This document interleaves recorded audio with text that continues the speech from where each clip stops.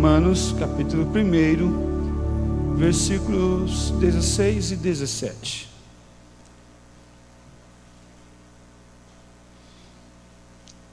Vamos ler todos juntos, mesmo assentados, mas com nosso coração reverente à palavra do nosso Deus. Diz assim a palavra do nosso Deus: pois não me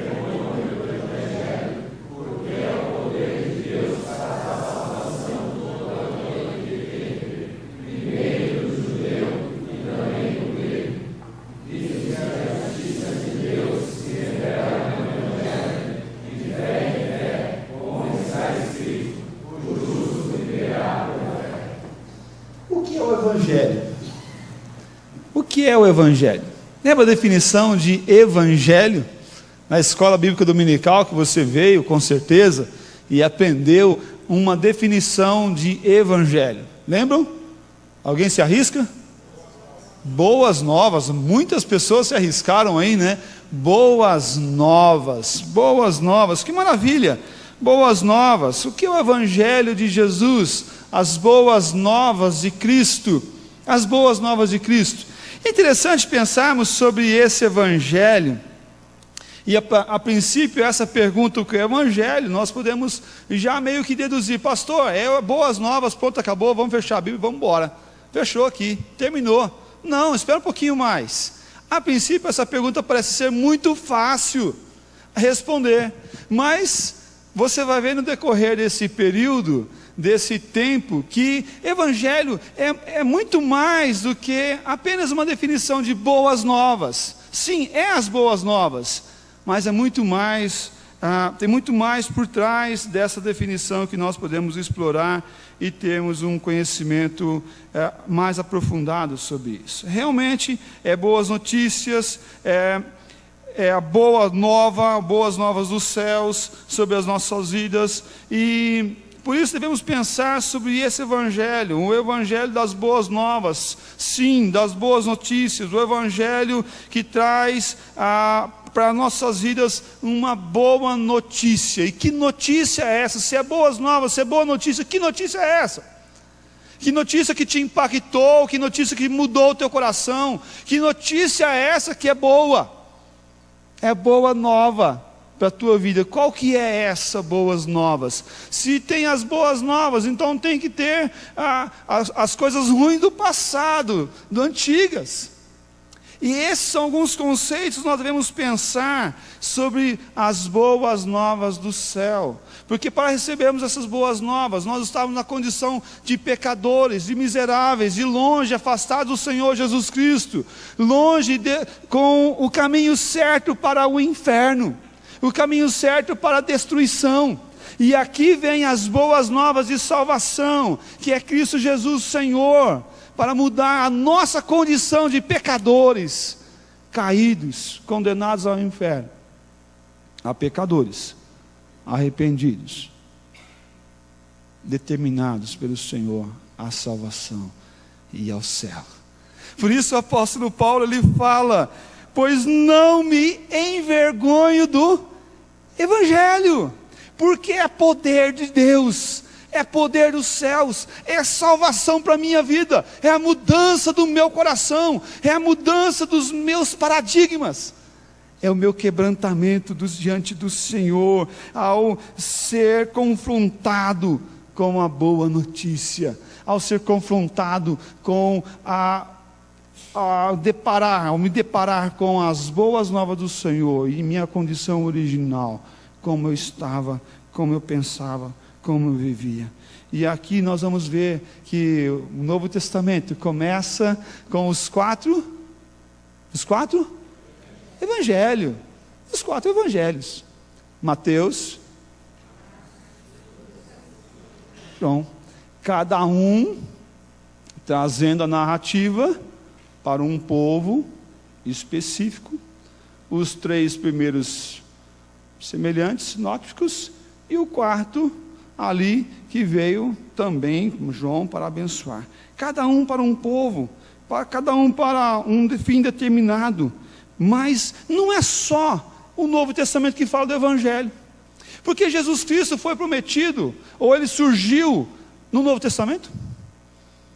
Sim, ele nasceu nesse período aqui na terra, mas ele sempre existiu.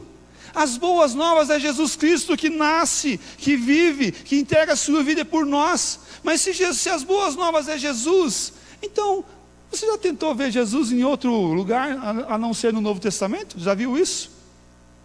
Vamos lá, abra a tua Bíblia lá em Gênesis capítulo 1, versículo 26.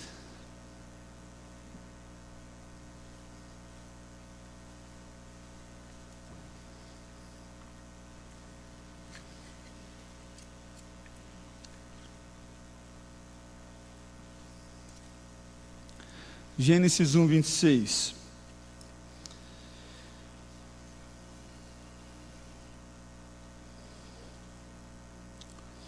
Vamos ler? Também disse Deus: façamos o homem à nossa imagem, conforme a nossa semelhança. Tenha ele domínio sobre os peixes do mar, sobre as aves do céu, sobre os animais domésticos, sobre toda a terra, sobre todos os répteis que nascejam pela terra. Cadê Cristo aí? Façamos o homem a nossa imagem e a nossa semelhança. Será que o autor não entendia muito bem de plural e singular aqui, e ele acabou errando ali a narrativa bíblica? Não, de forma nenhuma, meus queridos, de forma nenhuma. Façamos o homem a nossa imagem, a nossa semelhança. A nossa imagem, a nossa semelhança, façamos. São várias formas de plural colocadas aqui para nós entendermos realmente que o Senhor Deus não estava sozinho na criação, mas que Cristo já estava lá. Quando Deus disse haja luz, Cristo é a palavra lançada para causar essa transformação, esse efeito do que aconteceu.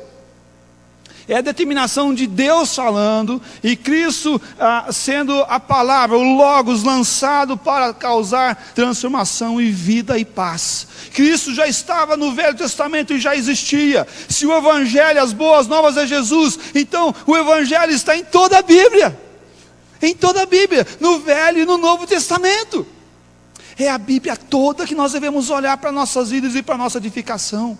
O Evangelho do Senhor nosso Deus é Cristo Jesus que nasce, que vive, que morre em nosso lugar, para nos dar vida e causar transformação nas nossas vidas.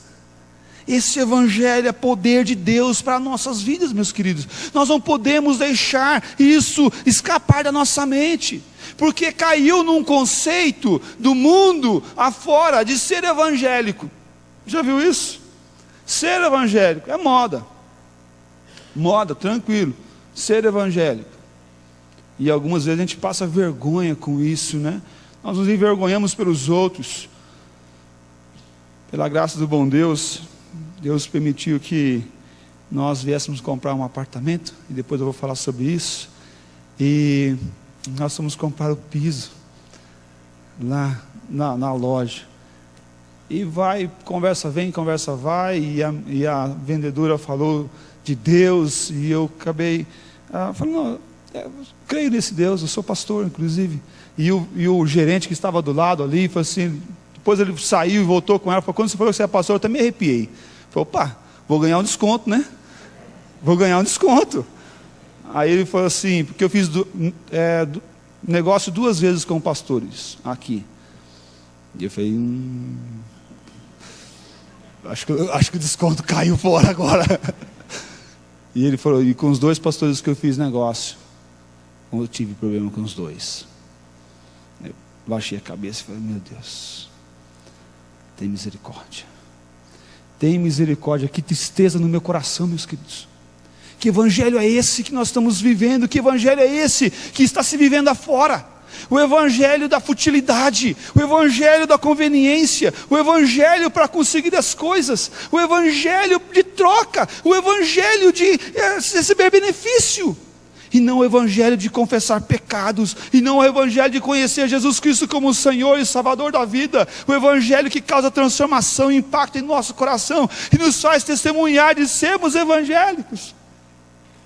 Eu lembro, não faz muito tempo, Quando você chegava numa loja e falava, sou pastor, a porta abria, o tapete vermelho era estendido, as coisas aconteciam.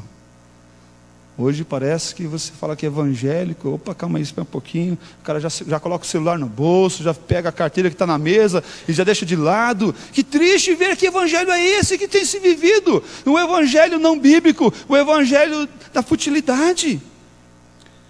Mas nós devemos voltar a ser realmente aqueles que colocam essa palavra na frente como espada de dois gumes, que serve tanto para atacar, mas como para ser cortado por ela, irmãos.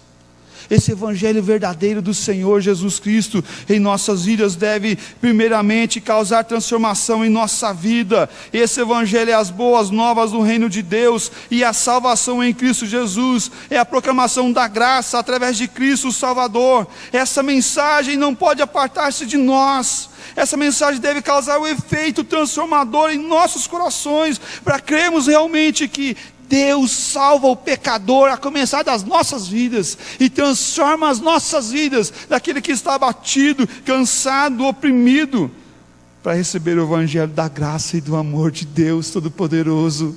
É esse evangelho que nós devemos crer, o evangelho da Bíblia, e não o evangelho sintético, artificial, não o evangelho sintético, que não causa efeito, o evangelho do placebo, simplesmente daquilo que você vai tomar para ter um efeito, ou simplesmente para massagear o ego. Aquele evangelho que fala assim, você tudo bem, é bonzinho, você é legal, você é bom. Não, mas é o evangelho do Senhor nosso Deus, que me confronta, que quebranta, que causa transformação vinda do Senhor nosso Deus. Abra lá em Atos capítulo 20, nós vamos ler versículo 24.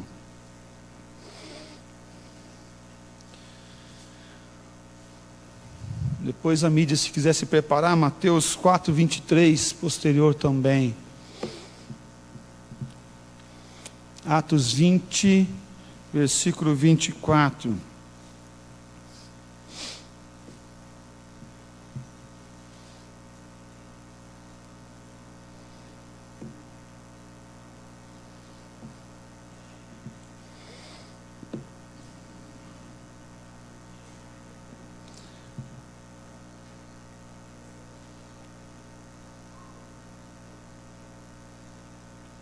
Ali estou, meu filhão.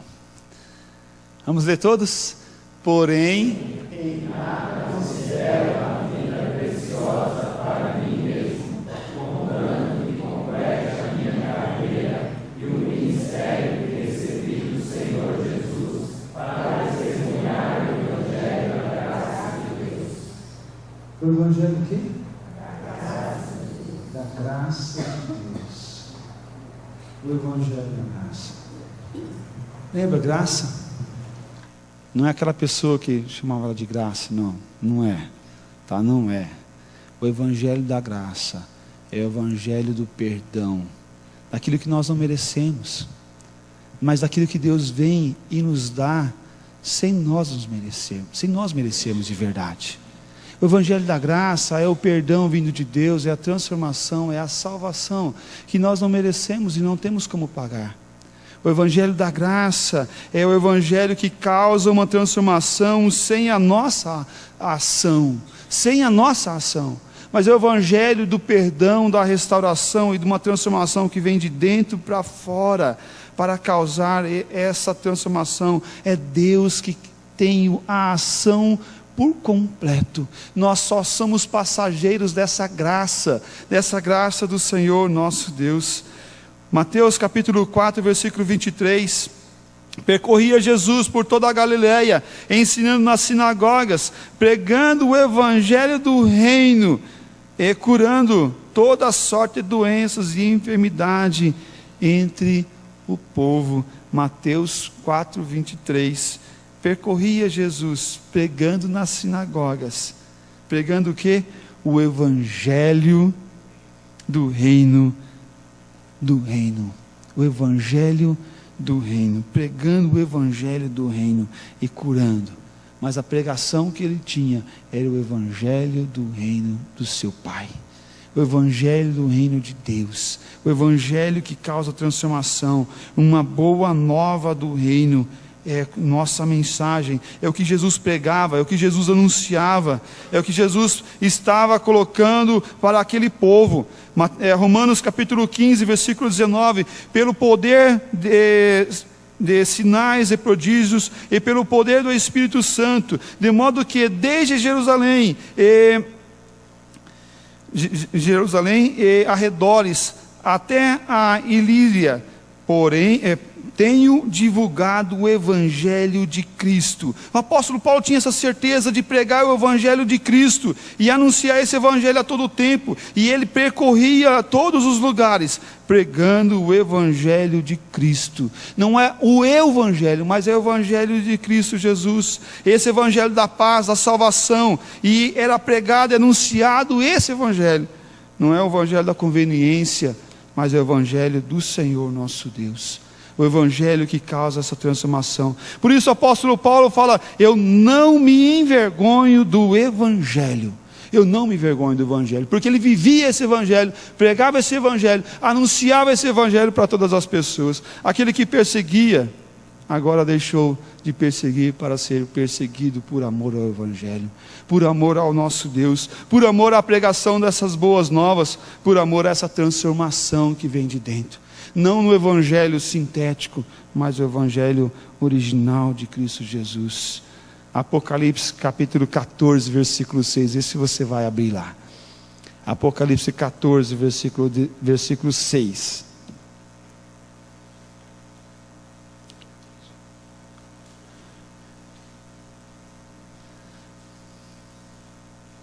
Está ali, vamos ler? Vi outro anjo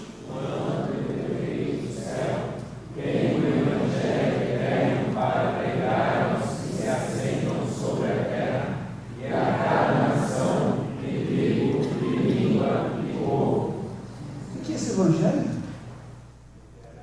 Ele acaba rapidinho, né? Não, ele não acaba rápido.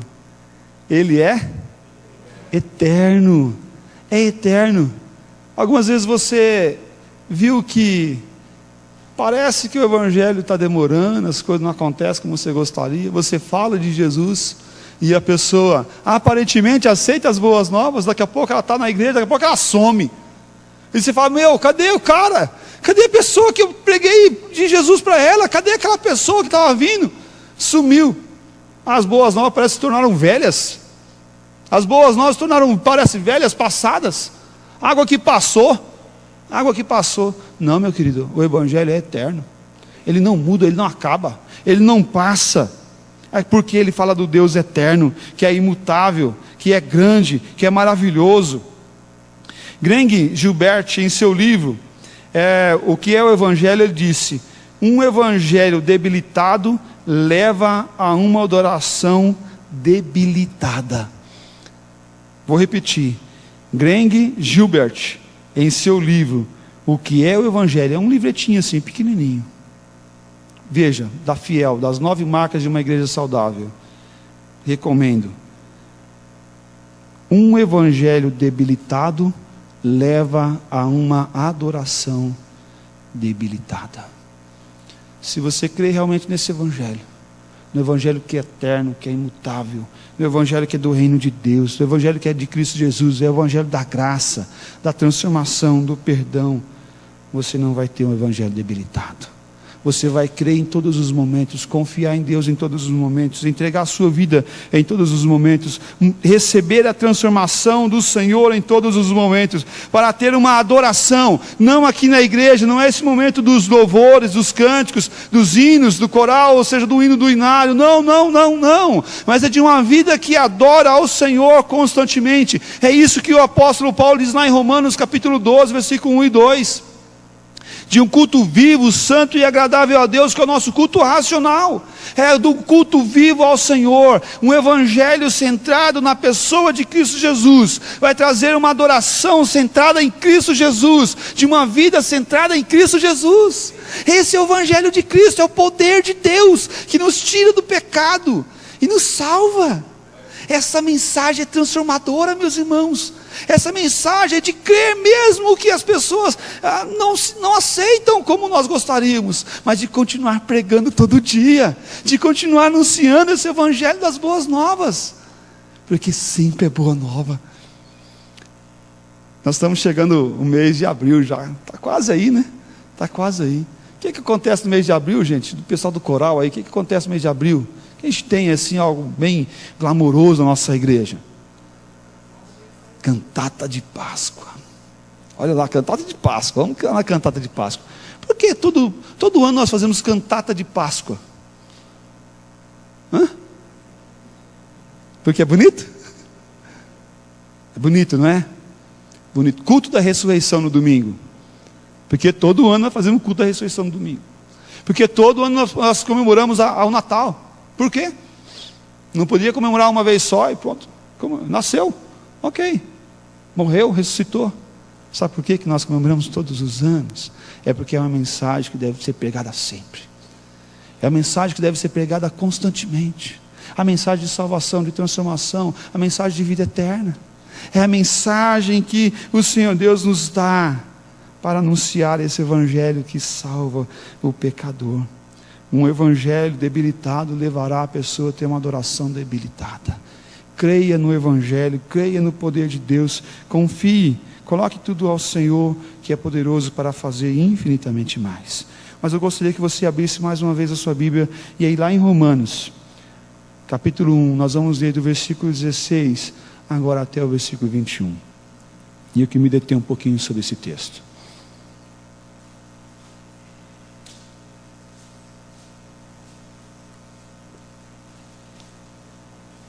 Romanos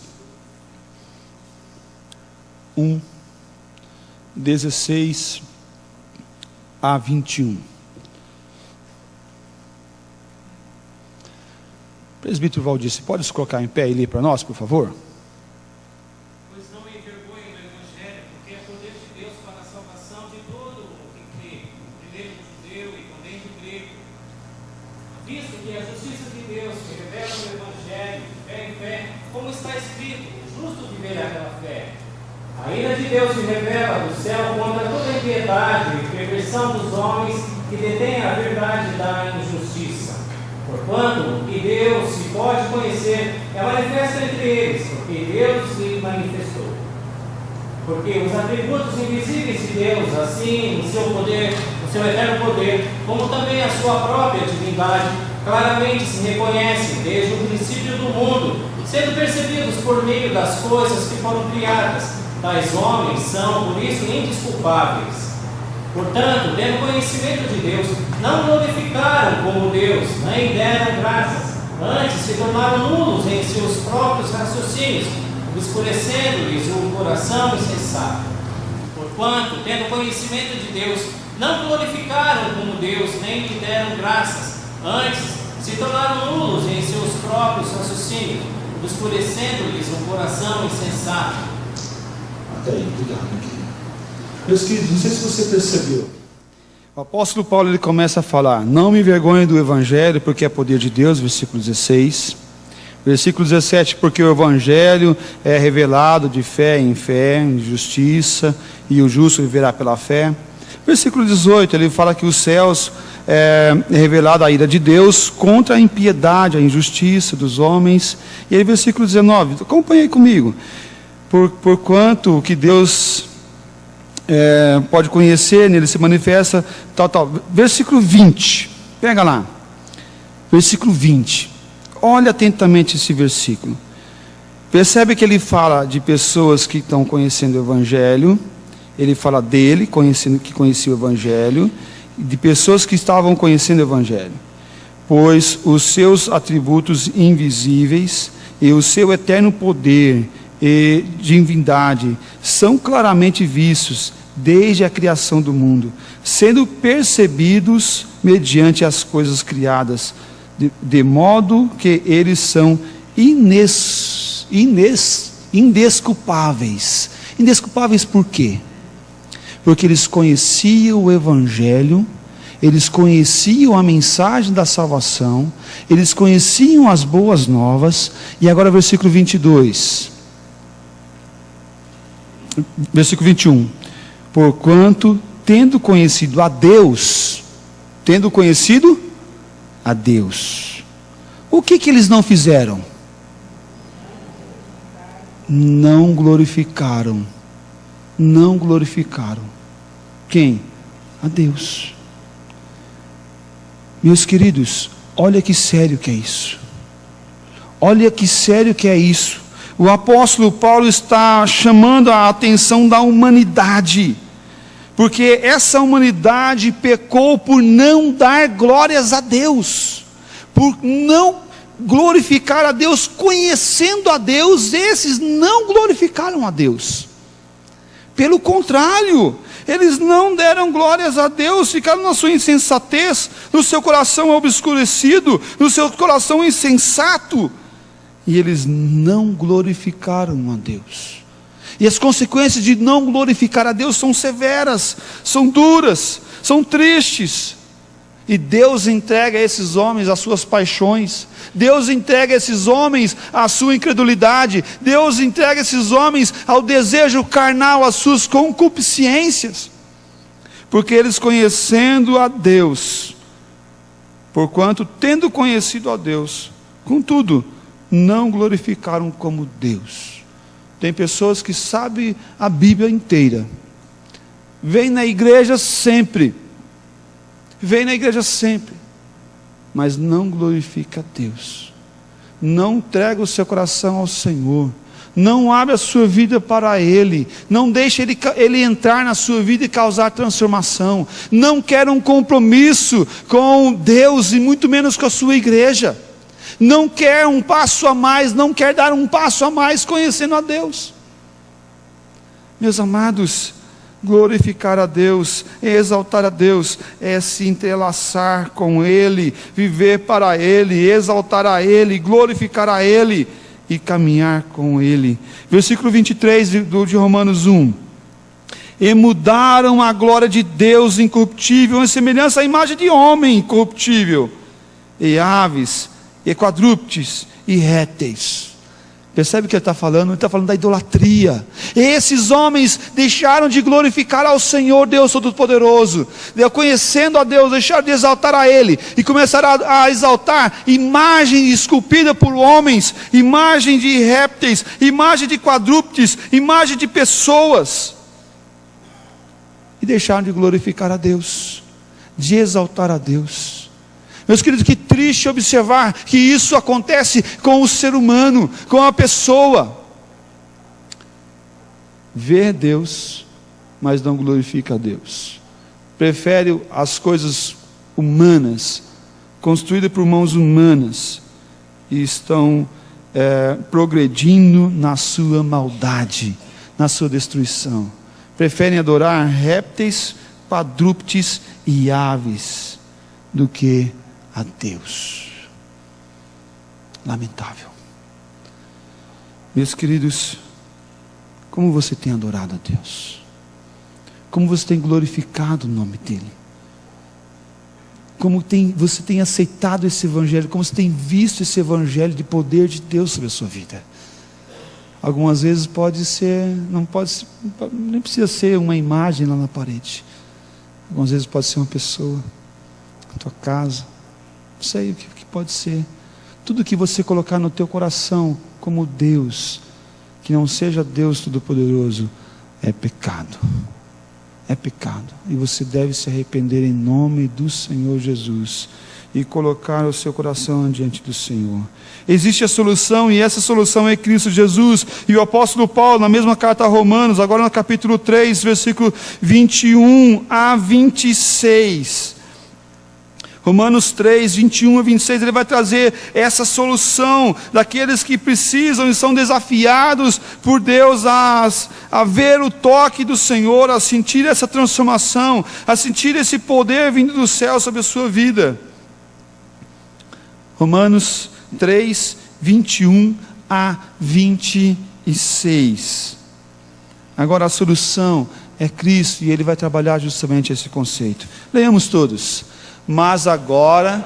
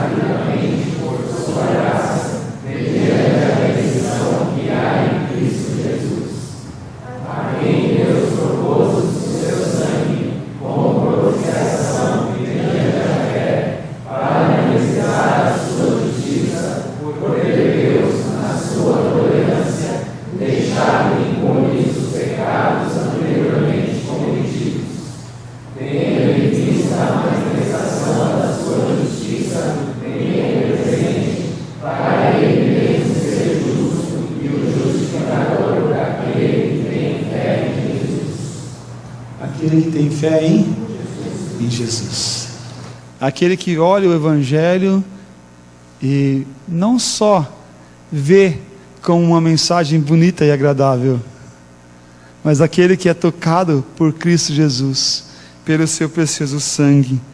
E aqui ele fala justamente isso, sendo justificado gratuitamente. Olha que solução maravilhosa! Olha que solução maravilhosa! Aqueles que são justificados gratuitamente pela sua graça, mediante a redenção que há em Cristo Jesus. A redenção que só acontece por Cristo Jesus. Esse é o Evangelho de Cristo, esse é o Evangelho bíblico, esse é o Evangelho de transformação.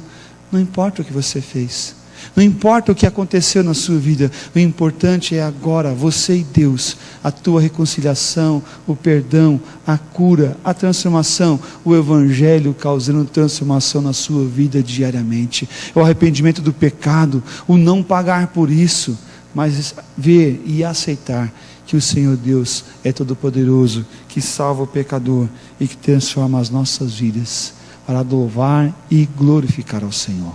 Não deixe de sair aqui sem glorificar ao Senhor, mas glorifique o Senhor, exalte o Senhor, viva esse Evangelho intensamente, viva esse Evangelho com o poder de Deus sobre a sua vida, para causar transformação.